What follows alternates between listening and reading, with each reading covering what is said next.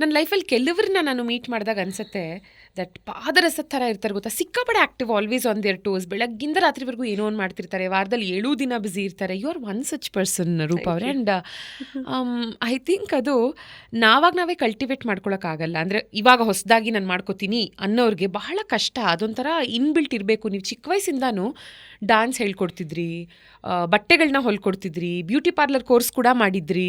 So ನನಗೆ ಒಬ್ಬರು I always remember, ಅಂದರೆ ನಮ್ಮೆಲ್ಲರಿಗೂ ಲೈಫಲ್ಲಿ ಯಾರೋ ಒಬ್ಬರು ಯಾವುದೋ ಒಂದು ಪಾಯಿಂಟಲ್ಲಿ ಮೋಟಿವೇಟ್ ಮಾಡಿರ್ತಾರೆ ಅನ್ನೋದಕ್ಕೆ. ನಮ್ಮ ಸೈಕ್ಯಾಟ್ರಿಸ್ಟ್ ಒಬ್ಬರು ಡಾಕ್ಟರ್ GS ಪಾಲಾಕ್ಷ ಅಂತ, ಭಾಳ ಚಿಕ್ಕ ವಯಸ್ಸಲ್ಲಿ ನಮ್ಮ ತಂದೆ ತಾಯಿ ಸುಮ್ಮನೆ ಫ್ಯಾಮಿಲಿ ನಾವು ಹೋಗ್ತಾ ಇದ್ವಿ, ಹೆಂಗಿರಬೇಕು ಏನು ಆಯ್ತಾ ಈ ಡಿಸ್ಕಷನ್ಗೆ.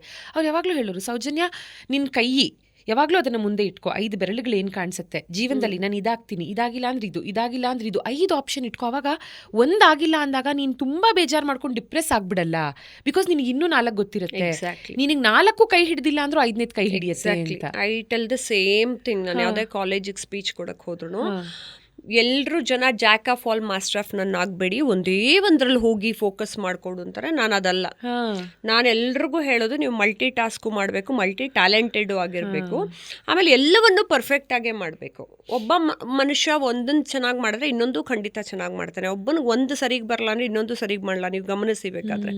ಸೊ ನಾನು ಹೇಳೋದು ಎಲ್ಲದರಲ್ಲೂ ಹೋಗಿ, ಒಂದ್ರಲ್ಲಿ ನೀವು ಕೆಳಗೆ ಬಿದ್ರೂ ಇನ್ನೊಂದು ಕೈ ಹಿಡಿಯುತ್ತೆ, ಅಥವಾ ನೀವು ಒಂದ್ರಲ್ಲಿ ಕೆಳಗೆ ಬಿದ್ದರೂ ನೀವು ಡಿಪ್ರೆಷನ್ಗೆ ಹೋಗಲ್ಲ. ಬಿಡೋ ಸೆಕೆಂಡ್ ಒನ್ನಲ್ಲಿ ನಾನು ಸಕ್ಸಸ್ನ ಪಡ್ಕೋತಿದ್ದೀನಿ ಅಂತ. ನನ್ನ ವಿಚಾರದಲ್ಲೂ ನಾನು ಅದೇ ಥರನೇ. ಆಮೇಲೆ ನನಗದು ಮೈಗೂಡ್ಕೊಂಡು ಬಂದಿದೆ ಅಂತಲ್ಲ, ನೀವು ಇದ್ರ ಮುಂಚೆ ಹೇಳಿದ್ರಲ್ಲ ನಾನು ಮಲ್ಟಿ ಟಾಸ್ಕು ಮತ್ತೆ ಬೆಳಗ್ಗೆಯಿಂದ ಸಂಜೆ ತನಕ ಪರ್ಪಸ್ಫುಲಿ ನಾ ಮಾಡಿಕೊಂಡೆ.